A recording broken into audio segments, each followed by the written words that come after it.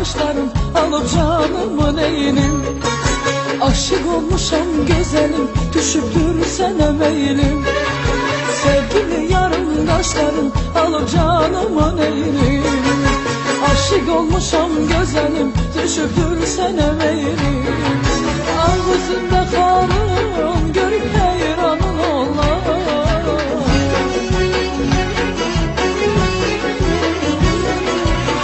Ağzında kalın görüp heyranın olar. Gel beni konak eyle, güzel mehmanın olar.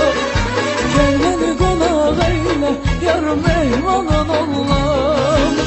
Kolunda var bir cüt para, bir heyva birine.